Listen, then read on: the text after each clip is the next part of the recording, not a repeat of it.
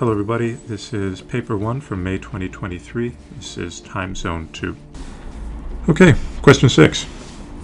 A company that owns many restaurants wants to determine if there are differences in the quality of the food cooked for 3 different meals, breakfast, lunch, and dinner.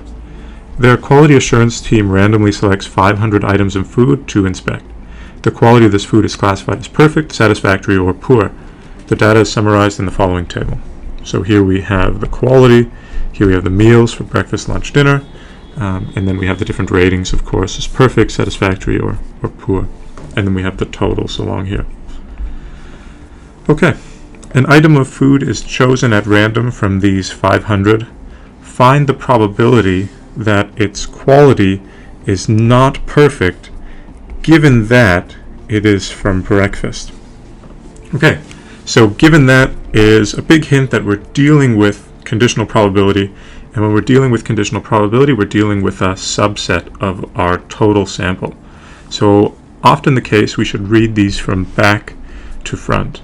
So we've got 500 pieces of food, given that it's from breakfast. So here we are looking at our breakfast right here. Given that we sampled something from our breakfast menu, I suppose. Given that we've sampled something from breakfast menu, given that we're dealing with these 232, let's say, breakfast options that were selected, what is the probability that it was not perfect? So given that it was selected from the breakfast portion, what is the probability that it's not perfect? So we're dealing with this subset right here. Should use the calculator. Sorry, this highlighter right here. Given that it was not perfect, and that's actually kind of interesting because this is perfect, this is not perfect, and this is not perfect.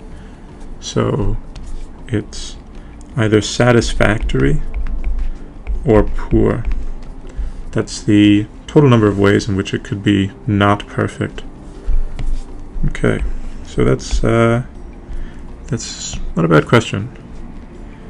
And then this will be 131 over 232. 31 over 232.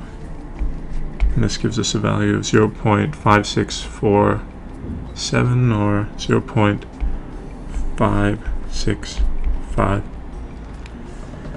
Okay, so once again, given that it's from breakfast, given that we're dealing with these 232 items, out of these 232 items that we have before us, what is the probability that one of these was not perfect?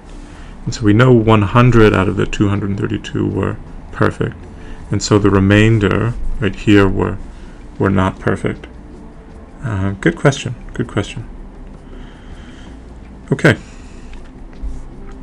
A chi-squared test at the 5% significant level is carried out to determine if there is significant evidence of a difference in the quality of the food cooked for the 3 meals. The critical value for this test is 9.488. The hypotheses for this test are: null hypothesis, the quality of the food and the type of meal are independent. The quality of the food and the type of the meal are not independent. That's for the alternative. So we've got this chi-squared test, chi-squared independence test. Significance level is 5%, and we've got a critical value for the chi-squared test being 9.488. So this isn't the p-value, this is the chi-squared value. And we want to see if these meals, that is to say, the quality and the meal are independent or, let's say, not independent. So find a chi-squared test statistic.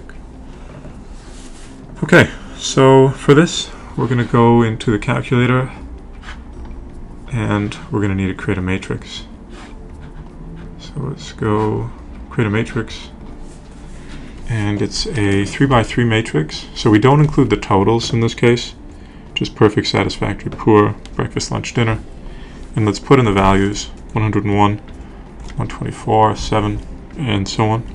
So these are just straight from the table itself, and of course not including the totals. We don't include the totals. Alright, after we have the matrix, let's define it. Control var. Let's define it as A.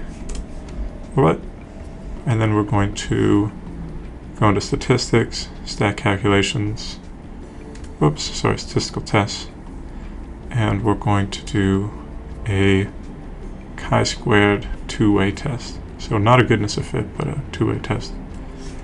Our observed matrix is in A, and there we go. So there's our chi-squared value, there's our p-value, and our degrees of freedom, and so on.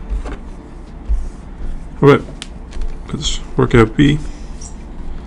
Our chi-squared value is equal to 11.02, so just 11.0. And let's write out the p-value as well. P-value is equal to 0.0263 or 2.63%. Okay. State with justification the conclusion of the test. So we've got a chi-squared value and a p-value, so we can use either one since we have a significance level and a chi-squared. P-value is the most common, so let's actually just start with that. So what can we say? Let's relate our p-value to p-critical. What is that? We know that 2.63% is less than 5%, and so our p-value is less than our critical value. In this case, we would reject the null hypothesis. You can think of this p-value right here, 2.63, as the probability that our null hypothesis is true. And there's only a 2.63%. That's very small, and it's less than our cutoff point. So 2.63%, we would reject the null hypothesis. State with justification the conclusion for the test. So this would be our justification, and this would be conclusion. If we wanted to write this out in context, we would say the quality of the food and the type of meal are not independent. Alright. Last one, I guess we can show you the other way. We can say our chi-squared critical value is greater than 9.488. So our observed chi-squared value, is larger than our critical value. Chi-squared value measures the difference between the observed and the expected. We see we have a larger difference between the observed and the expected than, in some sense, we're willing to tolerate. So we see this large deviation from what we observe and what we would expect just based on chance. And so there seems to be something more going on in this relationship, and that's why we would again reject the null hypothesis.